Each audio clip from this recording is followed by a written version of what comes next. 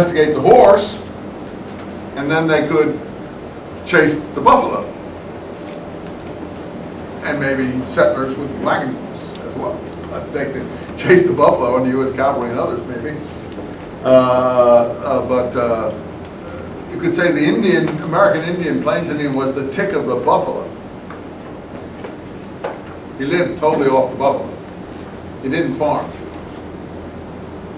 And he moved where the buffalo moved. Where the herds of buffalo moved, he moved. Or she moved. Am I boring you too much here? I apologize. But this is stuff most people don't know about. But I've never thought about it. Same with the apple.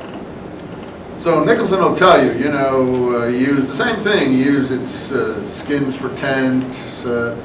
He used its sinews for bowstrings and rope. He used its urine for hair tonic, maybe. He would use its dung for fuel, burn it in campfires. Milk, of course. Meat, if you want to slaughter one. They even say that when you're really thirsty in the desert, you could stick a stick down the camel's throat and make it barf up water. If you're really at death's door or at end of your tether and stuff like that. So Nicholson, I think, describes this very well, which is why I think you should read Nicholson. He's really good on this subject. So, but that meant that the nomads were nomads, because what did they have to do? They had to follow the grazing. They had to go where the grazing things were. And I guess you could have lived in the desert as long as you follow the grazing without the camel, if you had sheep and goats. But again, I don't know how far into the desert they could go, because you had to go where pasture was and stuff like that. And I don't know, you know, you had to be near wells. So this Mecca place is a shrine near a well. It's not really a big well or anything. That well, by the way, in Islamic tradition is called Zamzam. Zamzam. And pilgrims who go on the Kaaba go and take water from the well off and bottle it and take it home with them. Well, water from, like holy water from the Vatican or someplace, you know, water from the well of Zamzam. So, the camel, the Bedouin Arab depended on the camel, and most of the stories revolve around the camel and things like that. The poetry revolves around the camel. We'll do the poetry in the second part of the class over the other culture of the Islamic world, pre-Islamic Bedouin Arab poetry, which is very interesting. See, I like pre-Islamic society, as you see. I find it really fascinating, and I'm not like a Muslim in that regard. I find it interesting. Maybe they don't. But again, this is not just from the point of view what someone who's a believer thinks. It's from what an academic might think is relevant. But then comes, for the Bedouin, there is no settled place. You follow the flocks, and the flocks have to do with the climate and the rainfall and where there's grazing. And I'm not a big expert, but there's summer grazing and there's winter grazing, and you have to move according to where the flocks go. Your life is not attuned to a settled place like a village. Your life is attuned to the needs of the animals.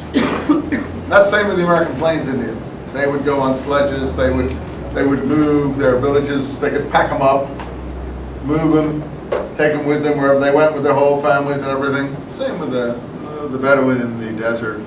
So I think that the difference with that and the Hebrews is, the Hebrews, I don't necessarily say the Hebrews were dummy people. I'm not sure there weren't camels back then. You know, I don't believe in modern scholarly view of all that. But I mean, sure, the Hebrews did stick closer to the coastlines. Probably didn't go into the deep desert. But other than that, they're pretty similar in their emphasis on tribal life. So what was the glue in the ancient period? What held the people together? As I told you, and I don't want to move fast, I'm sorry to take all this time, but this gets you into it anyway. We can get into the Quran and read the Quran, and by the midterm, we will read the whole Quran, so don't worry, we will get there. What was the glue that held everything together? Blood. What is the tie in the desert, as in the Cain story? Even though there are no other people, when Cain slays Abel and he's condemned and he says to God, my punishment is more than I can bear, I'm an outcast, anyone who comes upon me can kill me. Where are all these other people? The biblical narrator is not so interested in that issue, how the other people suddenly appeared. But the point there is that that's a typical story about an outcast. Anyone who comes upon me can kill me. Who is my protector? What was your protection in the desert? What is your protection in the barrio or in the inner city or wherever? Your gang or something, as I told you previously. Anyone can come upon me, can kill me, or, you know, that's what happened to some extent maybe in New Orleans. I don't know the whole story there, but people now say there was lawlessness for a while. I don't know if it's exaggerated or not. My wife thinks it is, I'm not sure. But the point of the matter is you need protection. And if there's no other protecting thing, then it's the blood tie.